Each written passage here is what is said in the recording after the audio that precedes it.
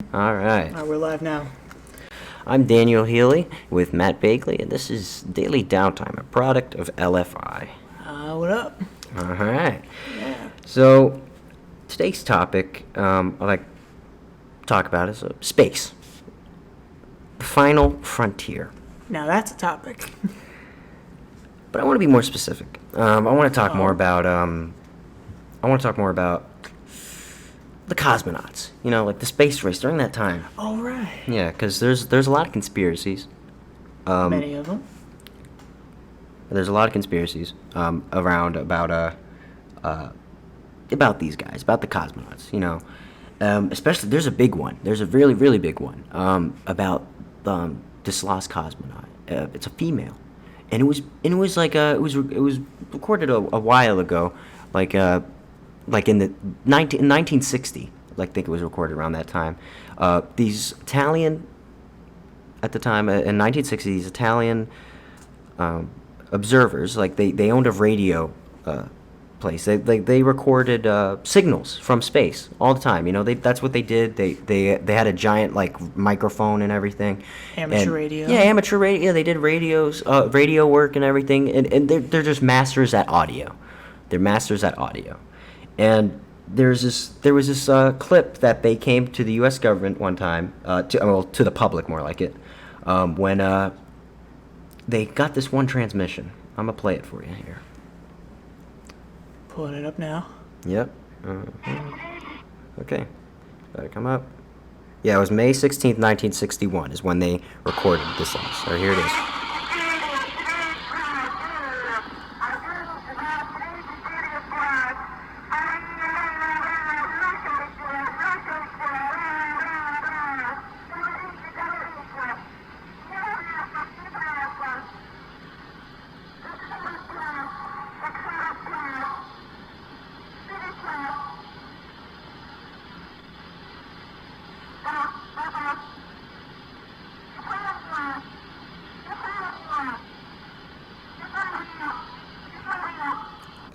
All right. What was she saying there, Daniel? All right. So what she was saying, if you can hear that this voice is a female's voice, and this is 1960. Okay, this was before we went to the moon, and 1961, and Yuri Gagarin, he is a cosmonaut who went to space, and he was the first person in space. Can you look up Yuri Gagarin online here? All right, here we go. We'll just go to this new tab here. We'll pull it up here real quick. Right here at the bottom. Gagarin. Yeah.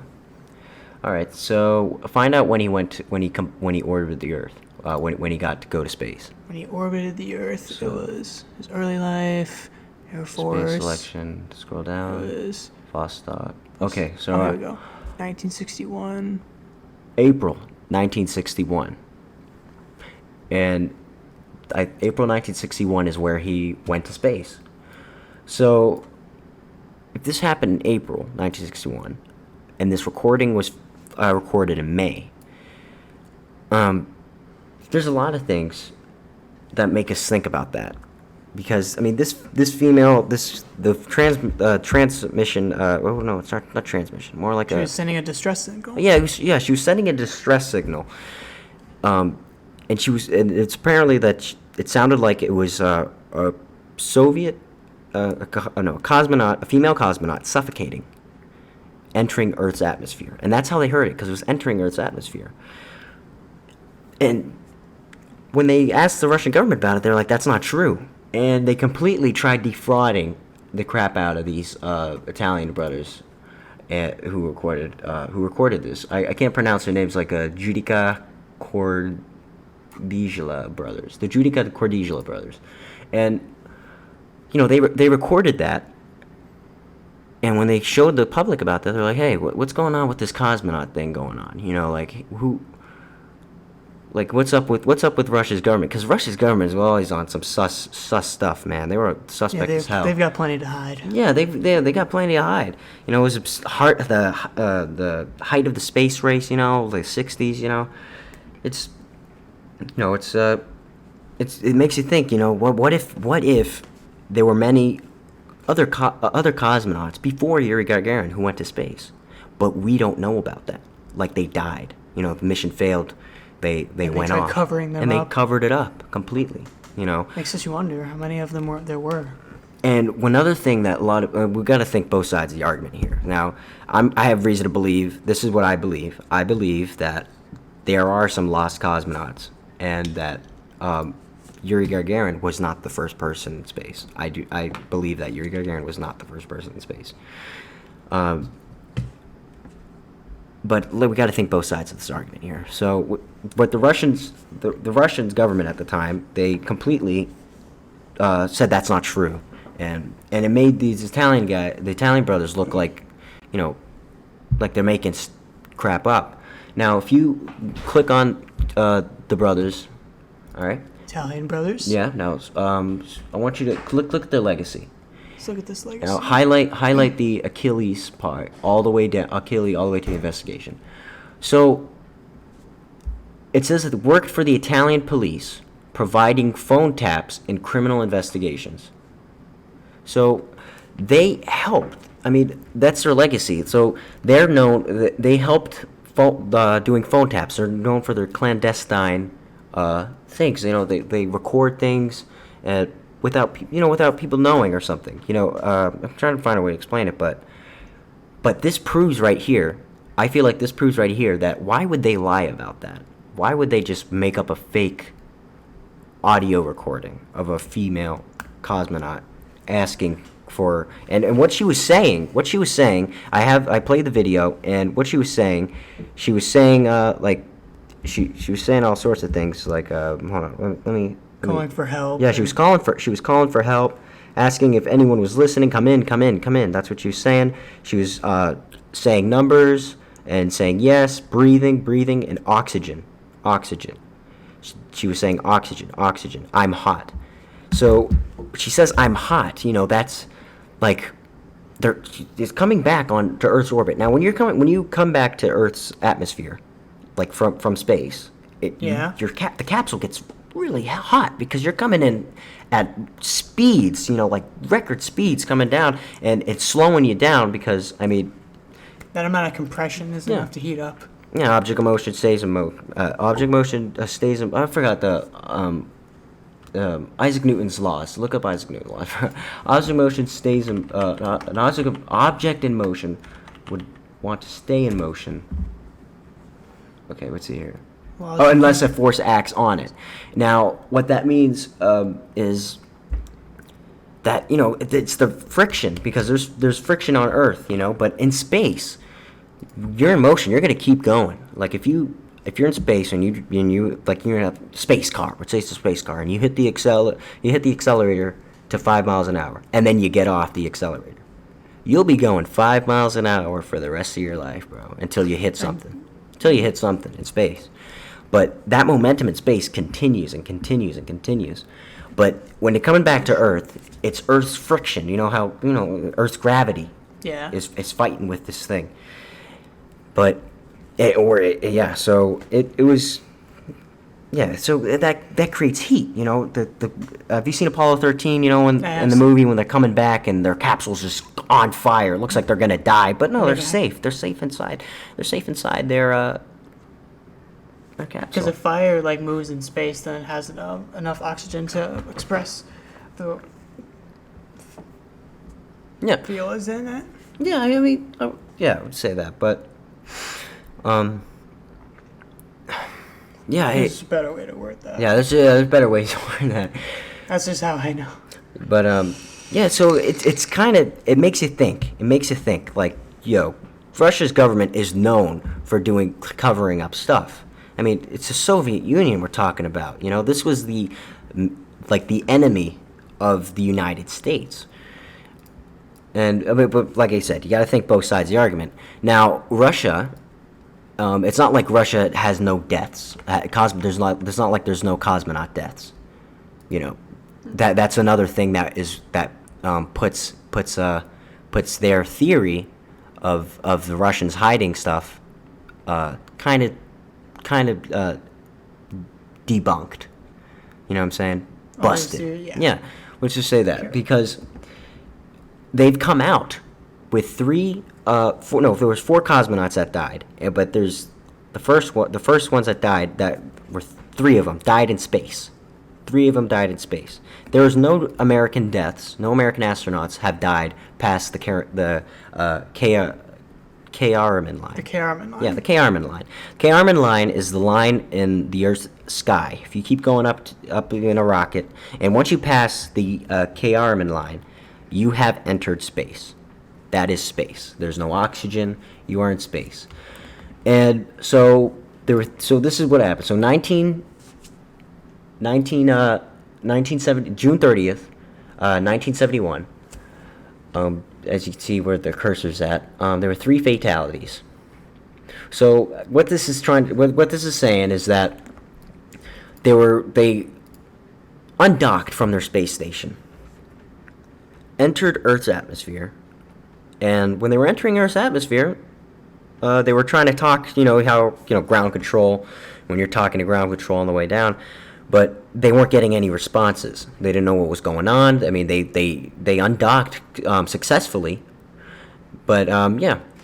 So once they went to once they entered Earth's atmosphere, a cabin vent valve construction defect. It was something happened. A defect with the gasket, the valve that protects our humans from space. Broke. It was a crack. Yeah, a crack or something. Broke.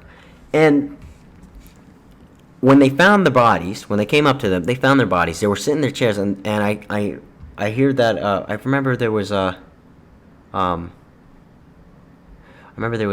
was something I heard from. I mean, I don't remember where I got this source, but I was doing some research about it. But they were found with red, black circles around their face and around their whole body, because those were places where the blood wasn't at. Yeah, their blood skin, clots were that area died, and their lungs were flat. Well, they found their lungs were completely flat, because when you're in space and you don't have a spacesuit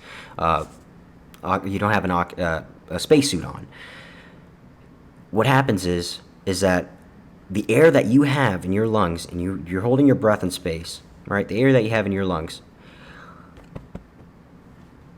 compresses, and your lungs kind of act like like an air compressor tank, but your lungs aren't strong enough to be a Not steel. in space, no. No, of course not, and not even in real life with that pressure that they add on to your lungs, the space that space adds on.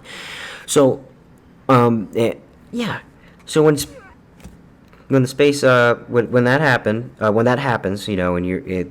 when a human's out with no spacesuit, their lungs decompress, go flat completely, or they explode because you've had so much oxygen. I mean, so much air inside your lungs that it just pops, and that's what made it flat, deflated, and it literally boils your blood, because when they're entering space, there were black rings around their body. So they were black rings around their body, and that shows where the blood left, and that's I mean, but this right here, this is confirmed. But it makes you think, well, why would the Soviets confirm some deaths if they are so nervous about hiding? If they're so nervous about their reputation, like why would they share that with the world that 3 of their cosmonauts died, but they wouldn't share that a female cosmonaut? And that's another thing. Women's rights back then were very not as prevalent. They weren't as high as they are nowadays. Yeah. It wasn't a thing, honestly, at that time. Especially Soviet Union. Not even in Russia. Oh no. my gosh! In the Soviet Union, of course, it wouldn't be like that in the Soviet Union. But you know how they sent dogs up into Just space to test them out. To test them out. What if they sent like a woman up to space to test them out? That would have been horrible. That's horrible. But I mean, it sounds Soviet to me. Smells Soviet to me. Smells like. Yeah, it does, and it's honestly sad to think about that. How many Russians died that they're that we trying to don't know cover up about. that they just didn't even tell us about. Yeah, yeah. You got to think about that, and it's just very Yeah, Literally sucked the life out of them. yeah, it literally sucked the life out of them, and there's a whole other thing about that. So yeah, cosmonauts and everything. What if we all the allegations for the lost cosmonauts to have the leaks from the Czech? That's how you say it, right? Yeah, Czech. Czech. Yeah. This is Czech communist leaked information. I have the ice rockets. Friday. It's Italian news agency. Continent. Continental. Oh, this reminds me actually. Another thing. Yuri Gagarin was the first man in space. That we know of. But yeah, that we know of. But he wasn't the first man to go out into space. He was only in his capsule. He went up in his capsule and went back down. And that's the same exact scenario as the Soviet female cosmonaut who died. And that sounds Soviet because they were doing those kind of tests. But also Alexei Leonov, look him up. Alexei Leonov. He is Whoops. yeah. An I and Leo. Yeah, Nov, right here. Leonov. He was the first person to do first human to go out to space in a spacewalk, in a spacesuit. Or spacewalk. And did you know that play his video. If you look up, there's a video that the Russian government released. I want to show you this. So Alexei Leonov, go back. Let's go to YouTube. And go click videos for me. Videos. All right, and click him going to space. Going to Spacewalk. space. Okay, click that. All right, so this video right here is showing Alexei Leonov going to space, right? And this is the video the government released. So as you can see, he's getting out of his capsule. He's fine. Everything's going great to plan. There's Earth. Everything. So yeah, look at him go. All right. So that's recording from the capsule because look how fast that capsule's going around. It's orbiting. Yeah, fast. orbiting around. Yeah, you're going incredible speeds. Maybe that's why he's tethered. So, yeah, as you can see, he's getting out. Getting ready for his spacewalk. Mm-hmm. And I want to show you this part. So he's going out, and this when he pushes off here. Boom. All right, that, and that was the first spacewalk. Okay. Floating around a little bit, Yeah, enjoying himself. I want to point something out as soon as this video cuts.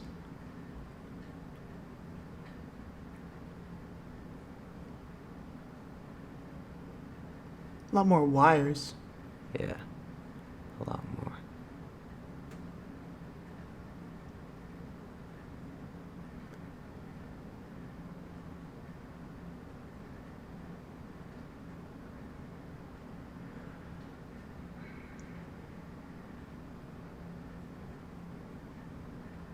What is CCP? CCCP. I don't know the exact acronym, but that's what they called it. That's what they called the country before the USSR. One of those C's is definitely not capital. I'm trying to watch his spacesuit because there's a whole thing about his spacesuit. All right, the video cuts here. So there's a thing. This is true, what I'm about to tell you. What happens right when that video cuts? His suit starts to inflate. Like, expand. Expand so much that his gloves that fit his fingers, yeah, that the gloves that fit his fingers started slipping out. Not out of his spacesuit, but the spacesuit's expanding. It's expanding. So it's stretching out the material of a spacesuit. So it's like a giant balloon around him. And he can't reach his gloves. He can't use his gloves to grab anything. So he was almost stranded out there. He couldn't grab onto his tether. He can't grab through his arm to pull himself back. So there was a whole little struggle thing. There was a whole struggle going on, and what he ended up doing was releasing oxygen from his tank, which is very risky to do. Release oxygen from his tank, which deflated his suit back to his position, and he was panicking that The whole time. he tried getting back head first.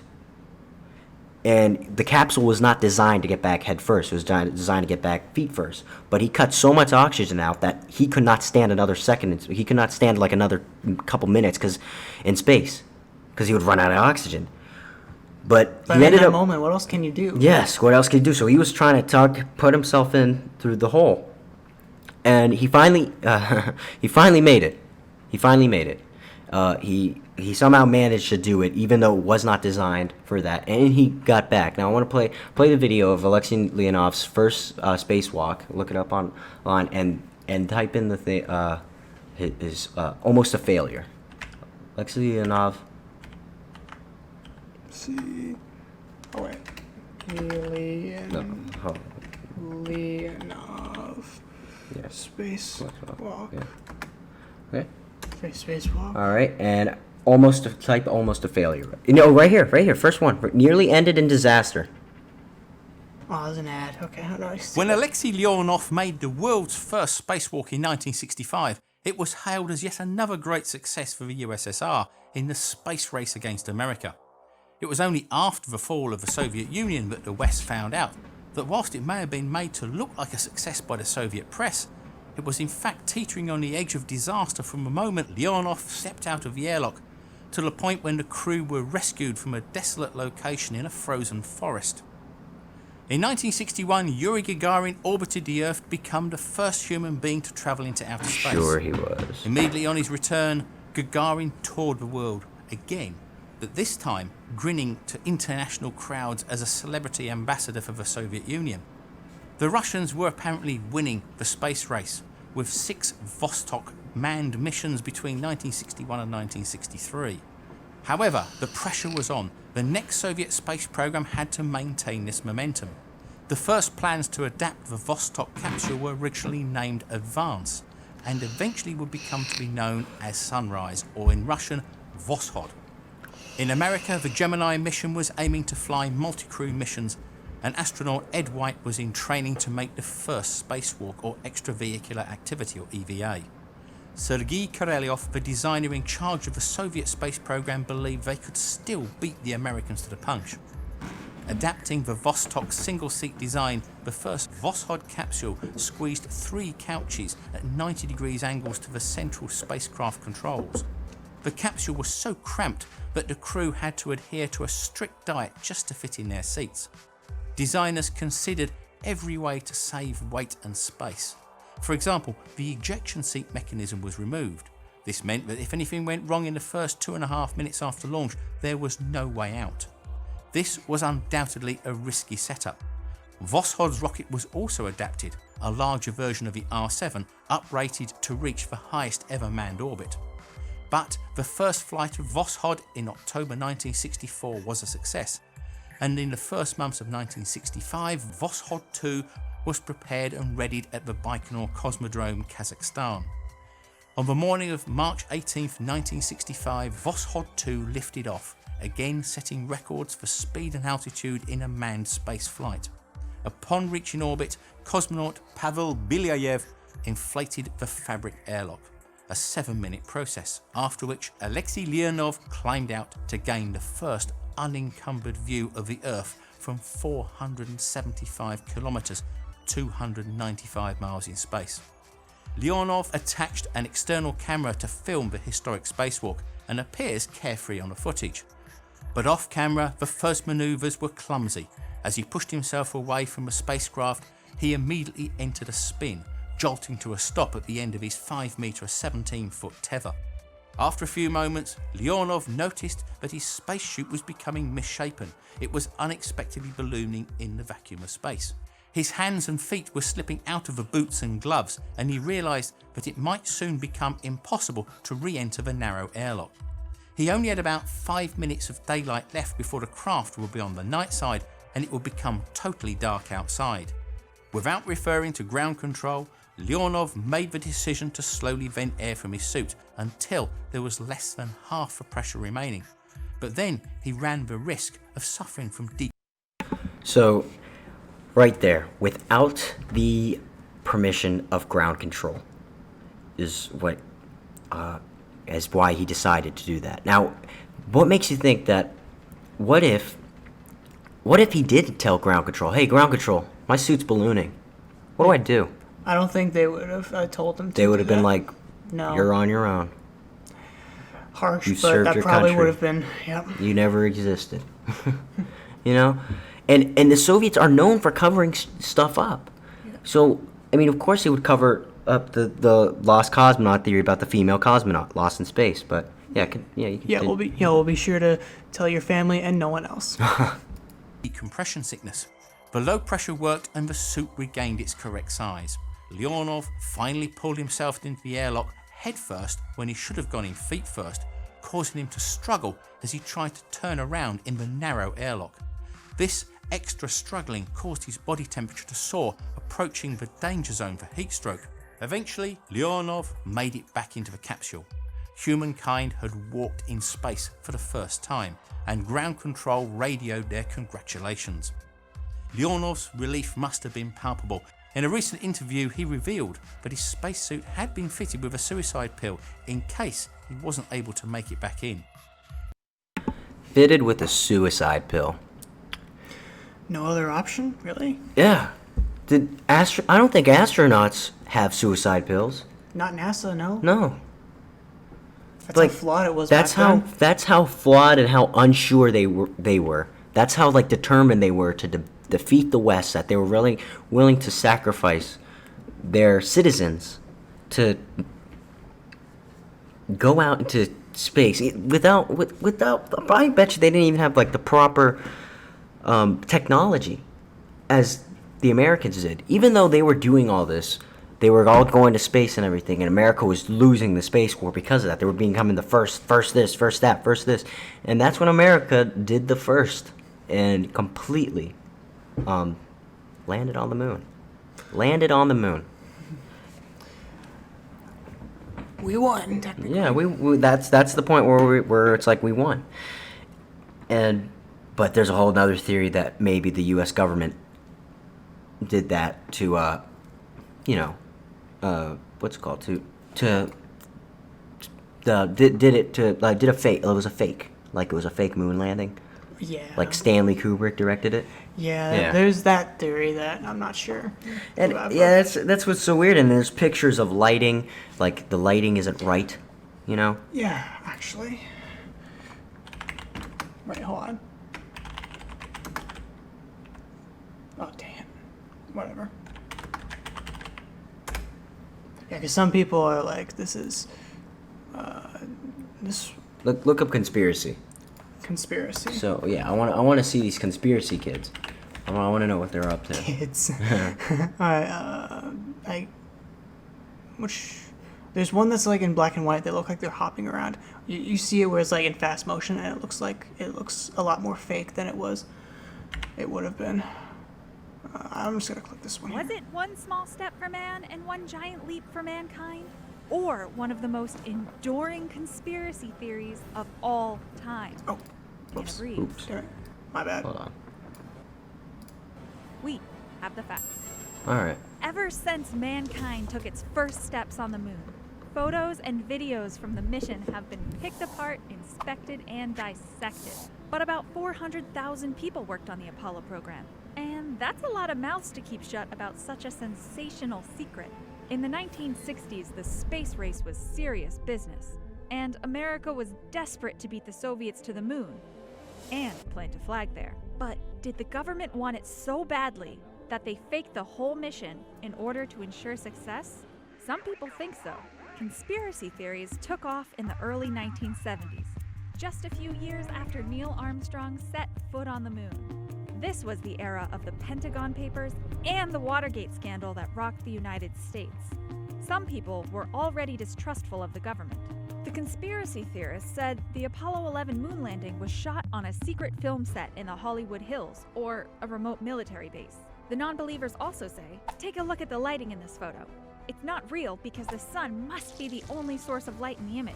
But yet we can clearly see the lunar lander and the Apollo astronaut even in the shadow areas, meaning Hollywood lighting must have filled in the darkness. But NASA says the light gray lunar soil and white spacesuit created more than enough reflections to fill in the shadows.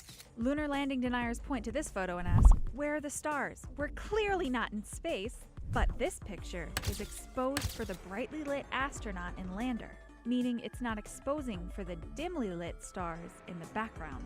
It's the same thing that happens in your nighttime photographs where your friends are exposed properly, but the background stays dark. And what about the flag? How is it waving in outer space if there's no wind?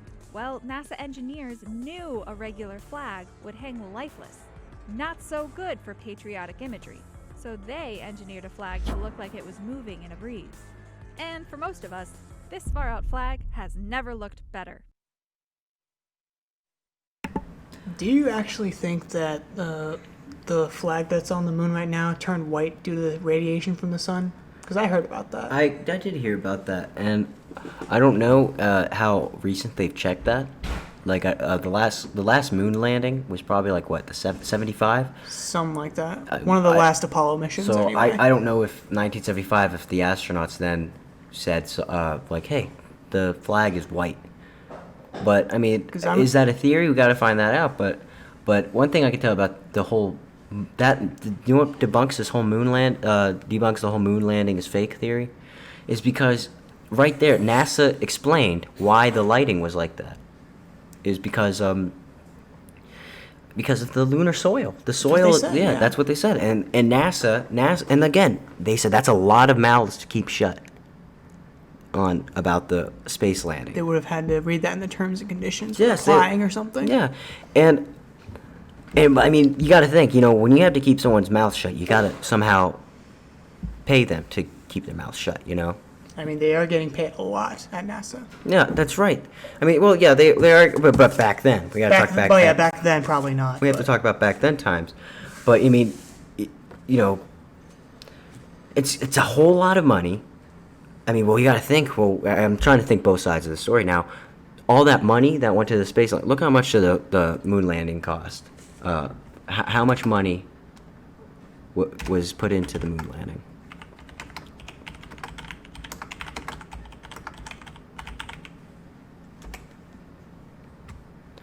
Okay, $25.4 billion in 1973. Compared to how much it is now. Wait, do 1961. I mean 1969. My bad. Okay, so all right, it's gonna all right, $25.4 billion in 1960s money. That is a lot of money. But think about that. What if all that money went to the NASA operators, low key, keep their mouth shut. That money right there. That looks like keep your mouth shut money right there. It could be. Yeah. I mean, what if they put all that money, give to them, give to the NASA people to keep their mouths shut, and pay for the production, get Stanley Kubrick to direct it. So but yeah.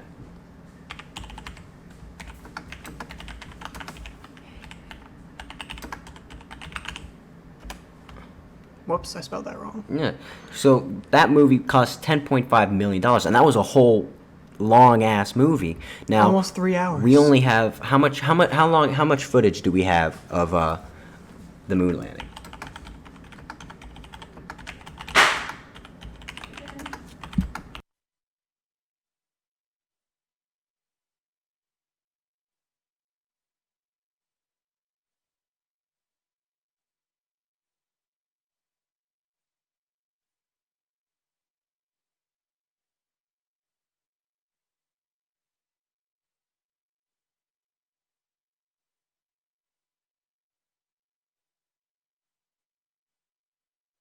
last for the All right, conversation. maybe we're not looking it up right. So go scroll up, and look up how much.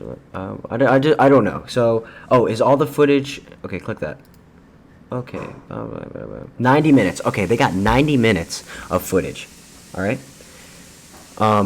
Now look at Space Odyssey, but okay, well, Space Odyssey was 10 million, right? It was 10.5 million. 10.5 million.